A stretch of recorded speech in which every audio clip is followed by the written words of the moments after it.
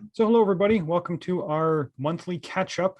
This is where we look back at the games we purchased, kind of show them off, why we bought them, a little kind of back of the box blurb about them. We're actually going to try and keep these shorter, so we're not going to go into too much gameplay detail. If you want more gameplay detail, we will probably talk about these on our full podcast.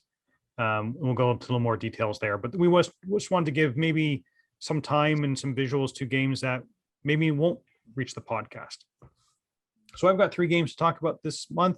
Dean's got 2, so I'll go first. So the first game that I picked up this week is one called Solar Storm. This is a co-op game, and it's really just a bunch of cards. It is, I'll quickly show off the cards. Basically, you got cards, people, and some plastic cubes. The idea is that you are on a ship. Ship is going towards the sun, and the whatever orbit is starting to decay, and your ship is starting to fall apart. So you need to work together to go to the different spots to fix up the different spots of your ship, so you can power it off to make sure you can get out of the orbit and save yourself. I have played this one. It takes half an hour, 40 minutes to play. It is fairly quick. Each person has a special ability that you're going to be able to do. But it's just I bought it mainly because it's small. And if you have listened to the podcast at all, you know that I am not a huge cooperative game fan. But my wife really does enjoy cooperative games. And quite often cooperative games I always find are easier to get to the table with new players because they don't feel threatened by the competition. You can say, no, we're all going to work together to try and solve this game. So I figured because this one's shorter at only half an hour, I can live through this one. And the theme was interesting. It's a space theme.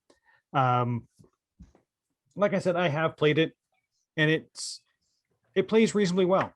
It is, I'm not going to say simple, but the times I've played it is the typical cooperative game that kind of hits that sweet spot, and you're not sure whether you're going to win or lose until you get to the very last card or very last roll or very last whatever. So this one kind of had us biting our nails to the very last minute to see whether we're going to win or lose.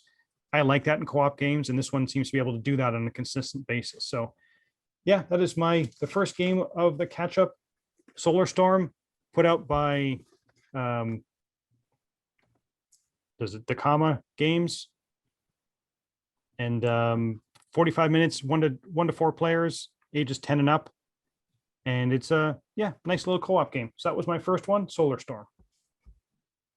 I don't know if I've looked at it. I think I had it on my wish list on cool stuff for a while, and maybe I took it off because the box cover looks familiar. But yeah, I mean, based off the box cover, it looks pretty good. Yeah, and there is a solo mode to it. Because the idea of the game is still the same, that you're trying to save the ship. So it does. I'm not sure how well it works as solo, but there is a solo option for it. And you'll never tell us because you'll never try it. Well, if I play a solo game like this, I would play multiple characters at the same time and just play it as if it was a 2, 3, or 4 player game. Just I play everybody. Okay. Just like you're playing with a co-op where you just play, where you tell everybody what to do. Yeah, people can go get the drinks and go get snacks. I'll finish playing the game for them. You'll move their pawn for them, right? So the first game I have is a game called The Red Cathedral. And this is put out by Devere Games, which Graeme will laugh because I always have a soft spot for Devere Games. I always want to try them because they're generally not super heavy. They might have 1 or 2 games that are a little heavier. I think Rhine River Trade. Is it Rhine River Trade or Rhine River Trader? I can't ever remember. I think it's Trader. Yeah, so that one's pretty heavy. And I think Barcelona Rose of Fire, off the top of my head, I think that was a little heavier. For the most part, they're more medium weight games. So this is another one. It's a medium weight game. It is. It's one where I picked it up because it was actually, I think, was on my Essen list.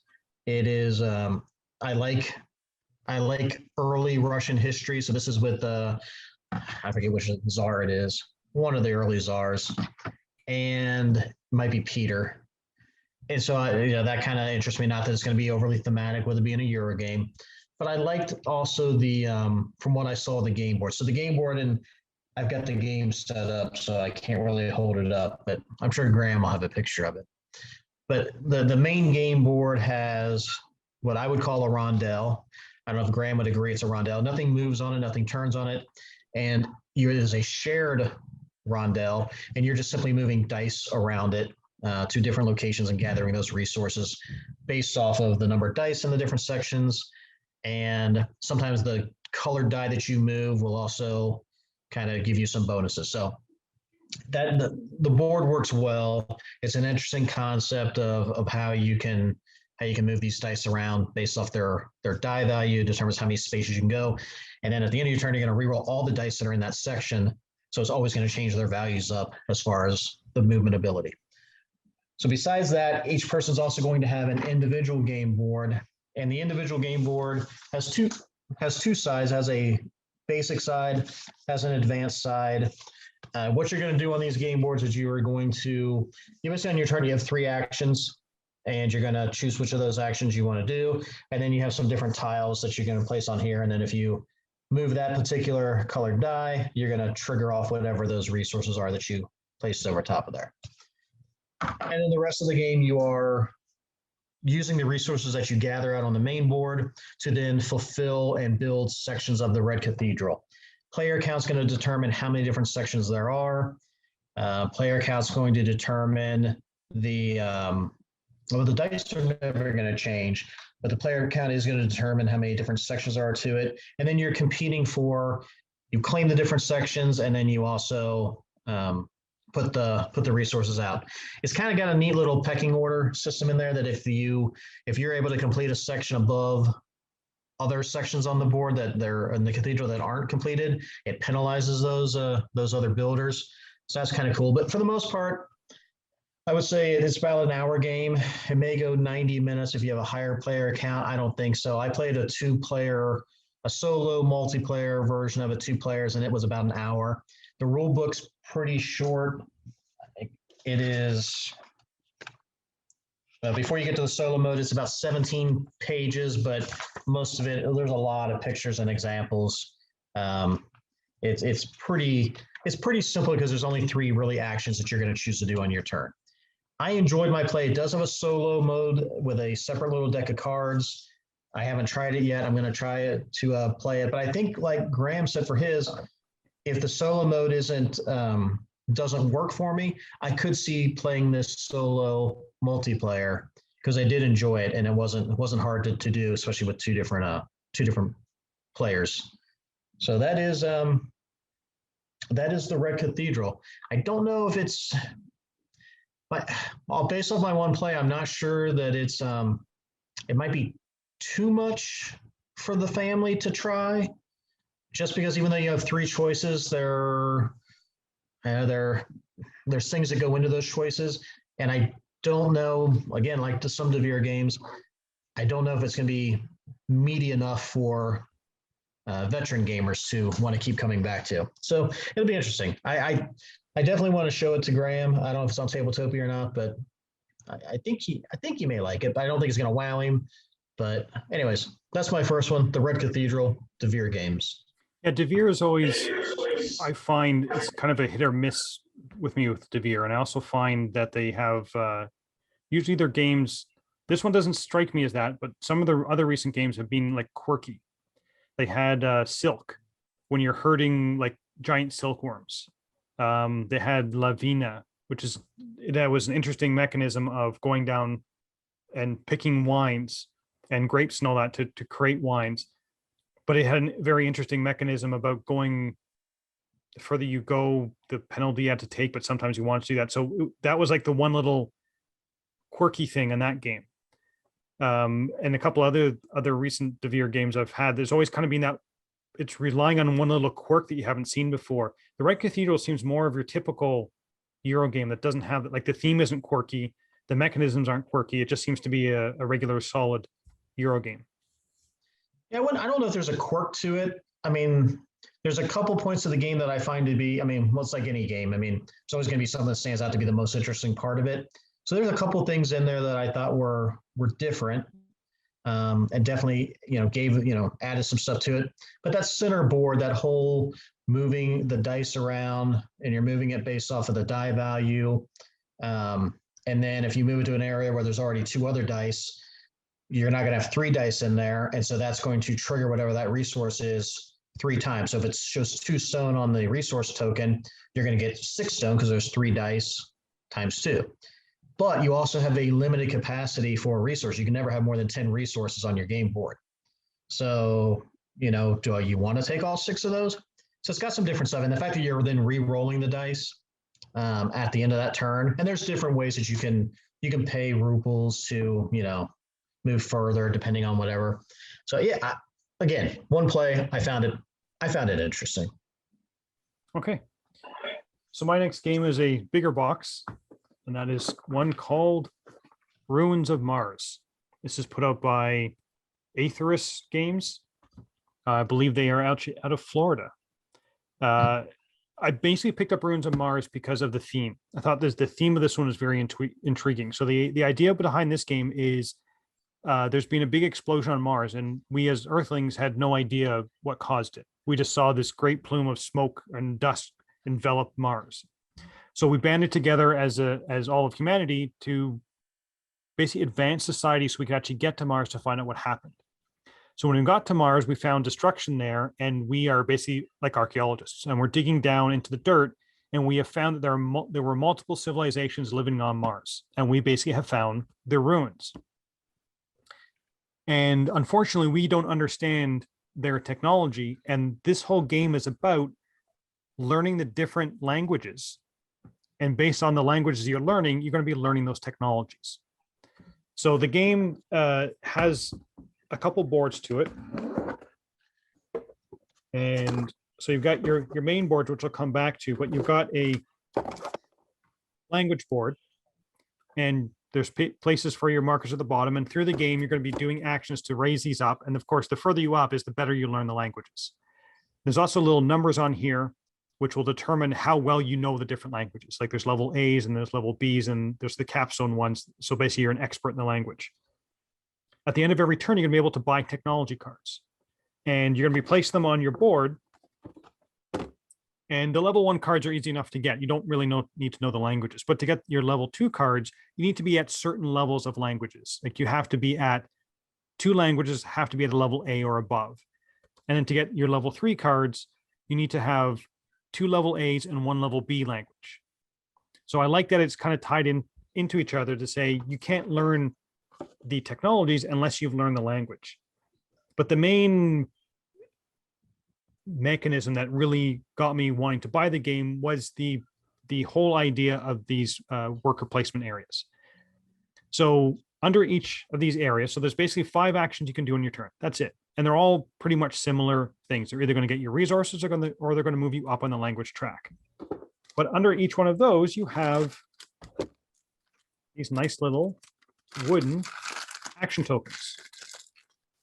The action tokens are going to have the different symbols on them, which represent the different language and the different resources. So there's like an orange language and an orange resource. That will, depending on which action it's under, if it's under that action, it's going to be languages, but if it's under that, it's going to be resources. You're going to take whichever action you want and basically do the action from top to bottom, and what the tiles underneath that are going to be what determines the actions you're going to be taking. But when your turn is over, you're going to take these tiles that were underneath here, you're going to flip them over and shuffle them all up, and then redistribute 1 to here and then 1 to each one of the subsequent ones. So these tiles are going to be changing up on everybody's turn. And you need to be doing a little bit of everything. You need to definitely be learning the languages, and you also need to be building up the technologies. I really enjoy the way that worked together. It's not an overly complicated game. You're going to be placing the thing, taking the actions, and adjusting either how much resources you have or your language tracks. You need resources to buy the technology, but to buy the technology, you also need the languages. So it's kind of this push or pull of, I really need languages now, or I really need resources. So which thing I'm going to take? And some of these actions are going to penalize you. So the ones that are here are going to give you potential negative points at the end of the game. The one over here is going to give you nothing. So in terms of, it's not going to give you any negatives. So it's kind of like a sliding scale, but then what you get is you get a whole bunch of tiles underneath this one because no one wants that negative. Then it becomes a time of, that's an awful lot of resources there. I really need resources, so I'm willing to take the negatives for it. And there are cards that allow you to get rid of the negatives. Very light. I wouldn't exactly say family game. It's probably a one step up from a family game, but it's not overly complicated. Everything you do is one step away. What I mean by that is, if I want to buy a resource, if I want to buy a card, I just need to get the resources for it, as long as my languages are up. But it's very obvious. If I want to raise up my languages, this is the one action you take to do that. I want to get resources. This is the action you need to take that. So it's in that way, it's very straightforward. And I really like that whole mechanism of moving the tiles around. For me, that's what kind of makes the game. If that doesn't interest you, it's not going to be, this game's probably not for you. But that's the main reason why I bought this game, was because I saw, they call it a rondelle / Mancala. It's more of a Mancala thing where you're splitting out the actions. I'm a sucker for that. My favorite game is Trajan, and it has a little Mancala on it. So any game that says they have a Mancala on it, I will tend to check out. So that is my second game, Ruins of Mars. If you're looking for a next step up family game, and like I said, the theme really got me for this one. So that's the one I enjoyed. Rulebook, reasonably well done. It's pretty short. And the nice thing is you can, of all the technology cards, it's going to cost you different amounts. Basically, there's a chart of them. And the ones at the bottom are going to be the cheapest. Ones at the top are going to be the most expensive. And when you buy the cheaper ones, they're going to slide down. But you always have the option that if you want to pay a lot, you can buy whatever card you want, just as long as your language levels. So if you really need a card to complete a set, you can say, screw it, I'm just going to pay the resources and I'm going to buy, this card right here, which you can do, which I enjoy. So you're never stuck of trying to go through the deck, trying to get rid of worthless cards. You can basically say, my card that I really, really need isn't out there. I'm just going to go off and buy it. So I enjoyed that. So enjoyable game. And that is Ruins of Mars from Atheris. It's Atheris. Atheris. Atheris Games. So one that probably flew under the radar because it is from a smaller publisher. I believe that it was a Kickstarter game. And I believe it was extra Kickstarters that went to your local game store. So I'm not sure how easy it is to get, but it's one that I would suggest keep an eye out for. It was if you're looking for a slightly lighter game that still has some meat to it, this is one I enjoyed. So Ruins of Mars. Yeah, well, Mars always sells, so that's a good theme to have. I do like the fact that on the back of the rule book they have all the different cards, I guess, or whatever they are, trades, technologies listed out. But man, I really hate rule books that size. They are so annoying. Those big, like the ones that match the size of the box, like But that's just it. But the box size is this size because of the rule book. Well, that may be the case. You never know. But yeah, I don't know. For some reason, I just hate those. They're so unwieldy. But yeah, I do want to try that one. I watched you guys do the playthrough of it, so I would like to try it if you decide to get rid of it. But all right, so my second game is one that I picked up, and I picked up for a couple of different reasons. It's called The Wars of Marcus Aurelius. So I picked up for two reasons. One, it's solo only. And two, I thought, well, I'm going to play it. And I know Graeme is much more into the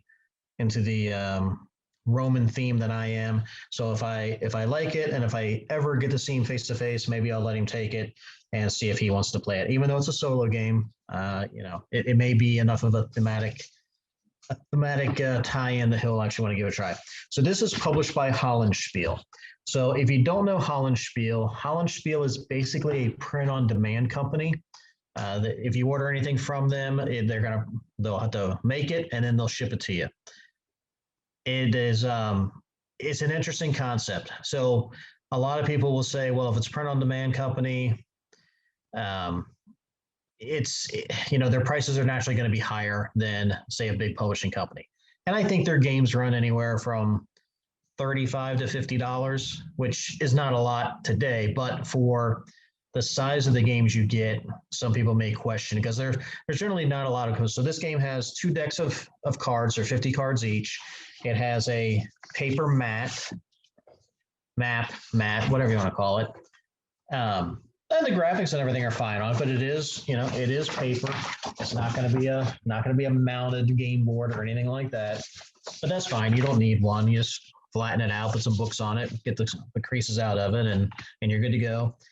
It comes with 2 little tiny dice that are, not my favorite. And then, it has a rule book. And I always tell people from a wargaming standpoint, the rule book doesn't bother me, but it's definitely not going to, like, if you're used to a rule book like Graham's last game had, where it's got, tons of pictures and examples. This is not that style of rule book. It is pretty much all text, and it reminds me of just kind of the older war games where, someone just did on a Word document and kind of print up. The only graphic is here on the cover. Now, some of the games they have their texts or their rules are, I don't know, 4 or 5 pages. This rule book is 11 pages, but of the 11 pages, the last 4 are either descriptions of the cards or kind of a history of the time period. And then it also, they're really good about always giving their sources of the historical stuff that they are kind of basing the game on. They're never overly complicated games. Again, they're probably about a 60-minute game. I haven't even looked to see what the gameplay length is on this one, but I'm going to eventually guess 60 minutes. And it is a straight up solo only game. The idea, if you don't know who Marcus Aurelius is, he's the Roman emperor. If you saw the movie Gladiator, then he's kind of the leader at the beginning who dies and his son takes over and whatever. So that's the leader it's based around. Now, it doesn't really deal with any of that other stuff. As a matter of fact, I was reading through one of the, you might find this interesting, Graeme. I was reading through one of the descriptions of the cards. And so the card is Maximus Decimus Meridius. And it says, Marcus feared Commodus was unsuited to rule and so offered the purple to Maximus. Commodus killed his father and sentenced his rival to death, escaping only to be captured by slavers. Maximus reluctantly won glory as a gladiator. And then it's like, the historian Ridlius Scotus details how he made his way to the Colosseum in Rome, and then it goes on. So I'm like, first time I read it, I'm like, Ridlius Scotus. I'm like, I don't never heard of that person. I'm like, oh wait, Ridley Scott. I'm like, now I get it. So I did get a kind of a chuckle out of that. I don't know what the card does in and of itself, but that's kind of just what it's dealing with. So in this one, again, it reminds me a little bit of the theme from Pandemic Fall of Rome. This one, you've got 3 different barbarian tribes that are trying to come down and assault. It's card play. It is obviously got a little bit of dice rolling in it, so they give you a couple of dice. But it's a pretty small, like the counter sheet is I don't have it in front of me, it's like a half of a counter sheet. So there's probably not any more than 40 chits, and half of them are just for tracking stuff in the game. Other than I haven't played this, I don't know what else is about it. It's always been one of those where it's gotten pretty good reviews as a solo game and for a nice thematic solo game. So if you like this time period, you might want to check it out. Hollandspiel, I probably have about 10 Hollandspiel titles. And for the most part, I enjoy them quite a bit because they're either solo or they're 2-player, but they're easy to play 2-player games at a solo level as well. So, and the nice thing about Hollandspiel, because they are print on demand, it allows them to print some very weird and obscure games as well. So if you want something very eclectic, check them out and see if there's anything that interests you. So anyways, that's Wars of Marcus Aurelius by Hollandspiel. Yeah, I do want to try it. Even though it is a war game with that rule book, I need a couple more pictures of my rule book though. But it's only 8 pages. Come on. You can handle it. Okay, so my next game is one called Imperium the Contention. Yeah, that's exactly what I did when I saw this game. So there's a theme. I have 3 space games today. This is it's a multiplayer game. It's 1 to 6 players that lasts an hour to an hour and a half. I played it as a 2-player game only. And it's a card game. Think of Summoner Wars or Magic the Gathering or something like that, which, oh, look, it's got a normal size rule book. That you are going to be laying out homeworld cards based on which players are going to be playing it. So everybody's going to be taking a race, and they come with, each race comes its own little box here, and it's basically just a set of cards. So for this race, this is their hand of cards. The game comes with 6 pre-made decks, and this is all you need to play. Like, each person takes a race and you're good to go. You can do deck building. So you can say, I don't want one of these pre-made ones, I want to make my own. And then I will show you the box here. These cards here are all the cards you can pick from. So these are mercenaries, and they basically allow you to customize your own deck. So the pre-made ones are up here, or you can basically build your own from down here. So there's a lot of, I think there's 300 and something cards you can use to build up your own deck. So once everybody's picked a race, you're going to set out their home worlds basically in front. And this is a 1 to 6 players. So like I said, I played it 2 players. So it shows you in the rule book how to set them up based on the different player counts. So for 2 players, it's a 3x3 grid, and your home world is the one that's right in front of you. Everything else is going to be worlds that are face down. And on your turn, you're going to be playing cards, and your cards are going to be like ships. They're going to be actions you can do. So you need ships to go out and explore the different worlds. And then you're going to want to conquer the worlds, and you want to be fighting off your opponents to basically capture more worlds. So that's why it's kind of like that Summoner Wars, Mage Wars, Magic the Gathering, in which you're fighting against the other people for control over the board. The main reason why I bought this is because I tend to buy games I haven't heard of before. I kind of look at it and go, what on earth is that? So I got this one, and it is called the Deluxe Edition. I did not see any other edition, so I don't know whether at these times when there only exists a Deluxe Edition. But the Deluxe Edition adds this, which might interest Dean. This is a solo campaign. This is the entire book dedicated to solo play. And what it does is it kind of takes you through chapters, like an evolving story. And it will show you how to set up the different scenarios. And there are automata cards, which dictate how your opponent is going to work. And then based on, depending on, like, for example, this here, it shows you which scenario, what happens if you win or lose, which scenario to go to next. So it's kind of like a solo campaign continuing story. I haven't tried it. The game itself is fairly standard. It's nothing to write home about. I can see why this is from a I'm not going to say smaller publisher, but there's a reason why this wasn't picked up by a huge publisher to kind of splash out on things, because it does seem very not exactly repetitive, but we've seen this type of thing before. It is a player versus player card game. The one thing that they're relying on in this game, and one of the main reasons for me buying it, it's not because it was weird, but because of one mechanism of, you are going to be playing cards, and everybody's going to be playing a card face down, and everybody has, I think it's called a bluff card, and you're going to be playing card. You can play your bluff card, but everybody's going to play one card. Then you reveal it, and you're going to basically doing the actions for it. If you play a bluff card, it basically means I have no cards in my hand I want to play. But those cards that you're playing could be, I'm going to attack you, I'm going to move my ship into your territory, I'm going to try and capture this. So with everybody kind of playing it, you don't know whether that card you want to play on your turn for its action should I be playing against the, kind of use it as a defense against what Dean's playing, or is Dean playing his bluff card? I'm not sure. So where do I want to use the card? Do I want to use it for its action on my turn, or do I want to use it during this kind of fighting phase?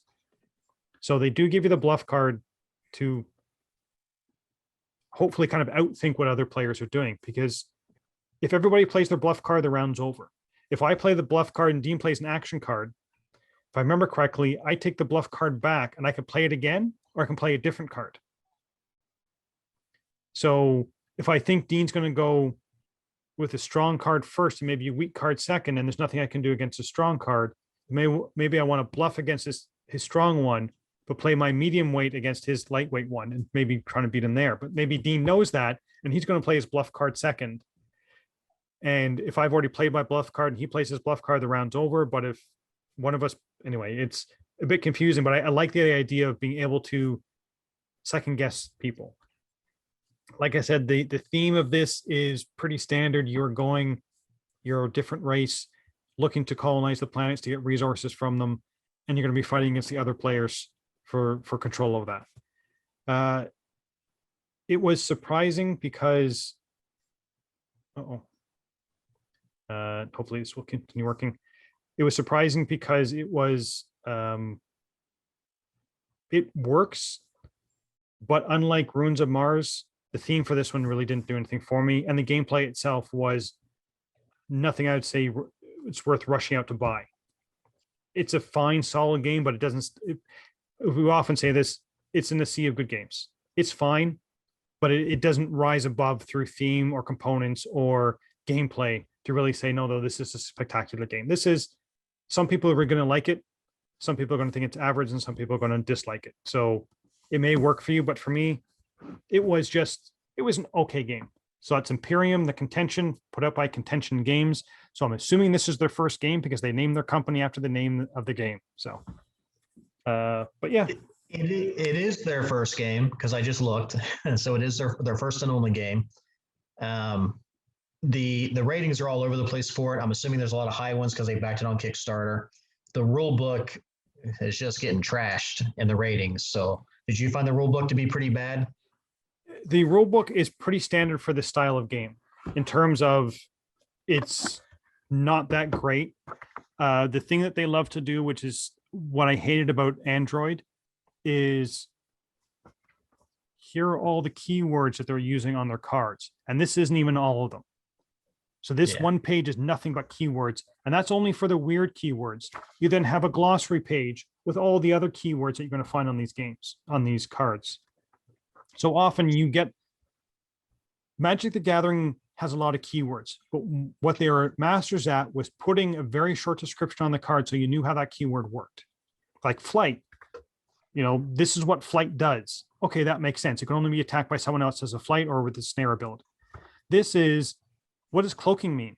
It just says cloaking on my card. Okay, well, cloaking means this type of thing.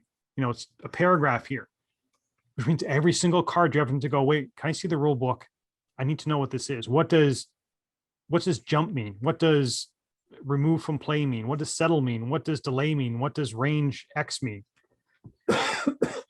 So in that sense, they didn't do a very good job of that, but I didn't find the game beyond that whole card play thing of the bluff cards. They call it face off. So this face off phase was the only thing I found a bit confusing. And that's that whole bluff card, you being able to use your bluff card, but then you just go into fighting down here. Fighting's pretty straightforward. You look at the basically who's going to do more damage.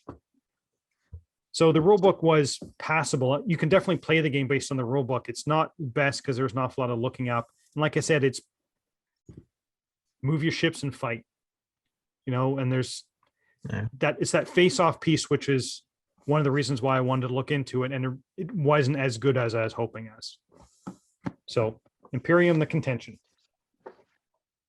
Well, it looks like they used a pretty small font. So, I'll go back to my nice Wars of Marcus Aurelius. I mean, nice font. Yes, there's nothing flashy about it. I mean, there's no color, but I wonder with that one, are all the keywords that they have listed there actually in the base game, or do you think they just put them all out there because they have all these expansions planned for it?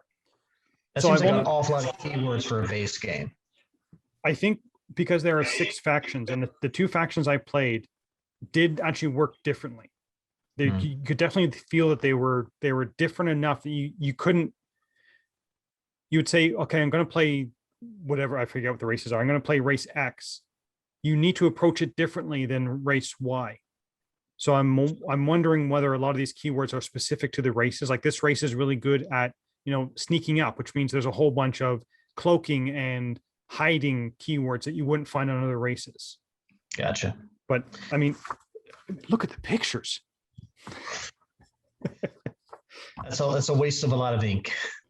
And unfortunately, like I said, I'm not going to play the solo campaign because I have no very much interest in solo games. I've Right. heard that this gets repetitive very quickly and it's not that fun, but it is an option. And like I said, without me playing the solo edition, so it is available. They have built it into the game with some thought, obviously, into the solo play. So if you are into solo games and the theme interests you, it may be something to check out, but Yeah. I can't comment on that piece. Right.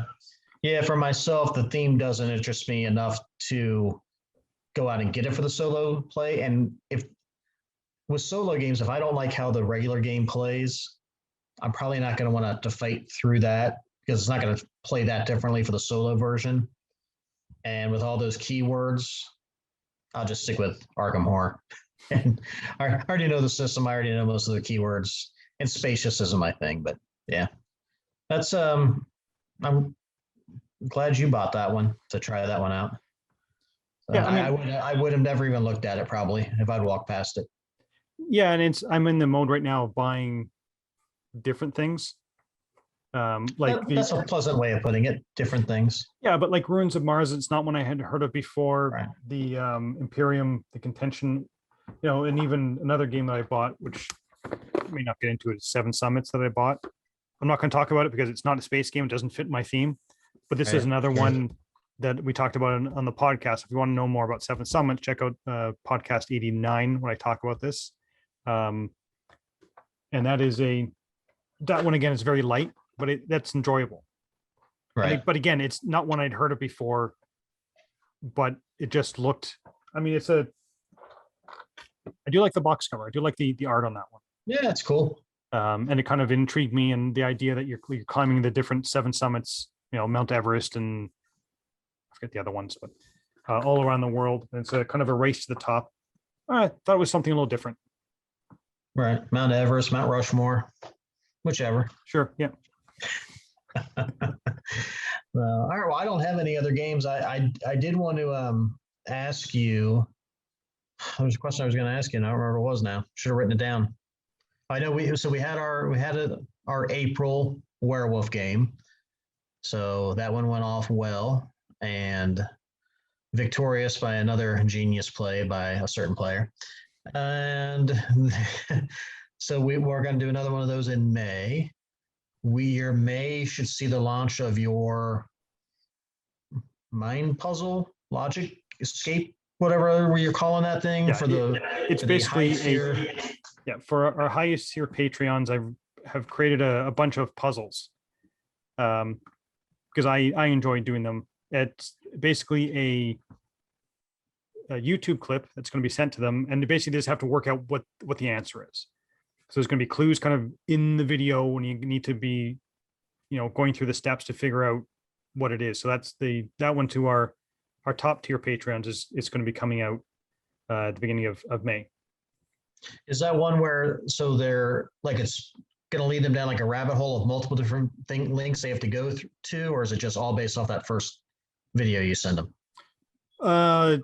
So the idea is there's going to be different levels of puzzles. So the puzzle I'm releasing at the beginning of May is going to be like an intermediate one, which means it's not just I see something, this is what the answer is. It's going to be, I recognize what I need to do, but I'm going to have to go through a couple steps. I'm going to have to figure out what it is I'm trying to convey in the video, and then work through, okay, how do I do it? How do I rearrange it? How do I figure it out to get to an answer, to basically find something that will give me the answer in there?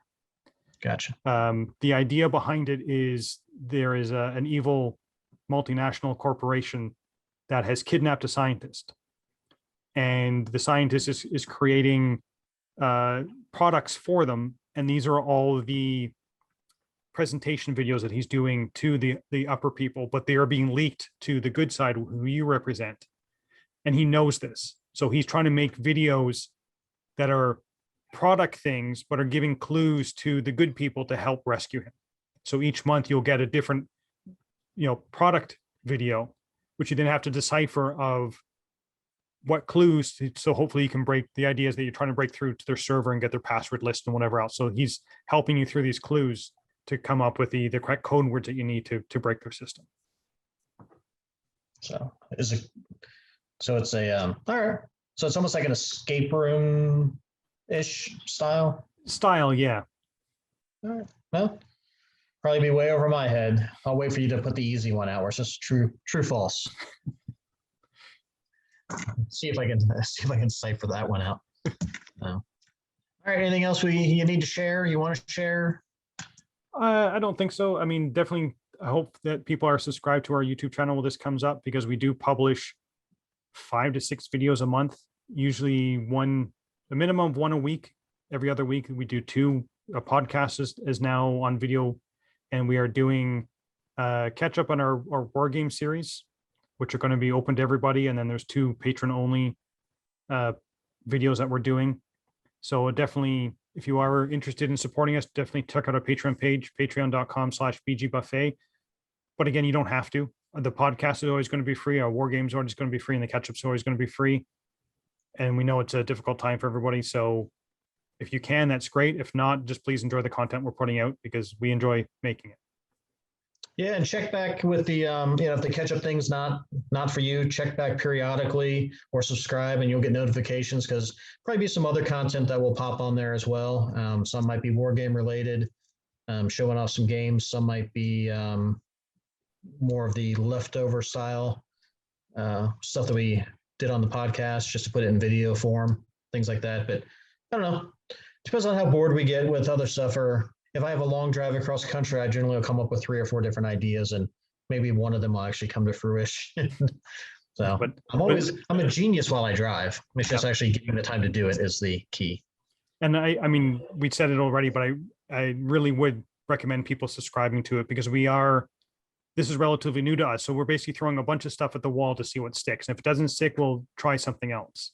So if this show isn't good for you, definitely subscribe to see maybe there's something that we come up with later on that you enjoy.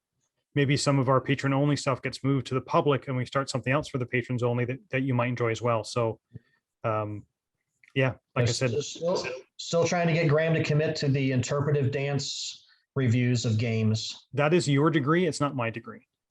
Well, it was a minor. It wasn't a degree. It was just a passion. Well, all right. Well, that's really all I had for this one.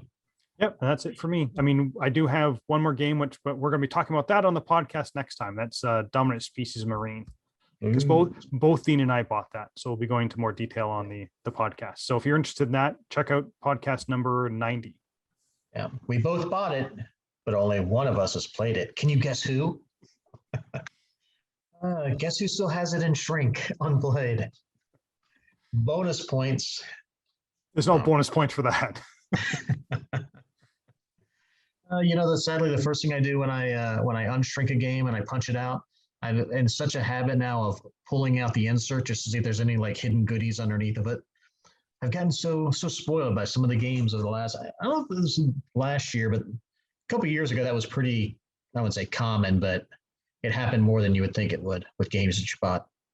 Yeah, there was a game called Super Spy something, which I was in. It was enjoyable, but they had hidden something in that game, but gave you no indication anywhere that they'd hidden something.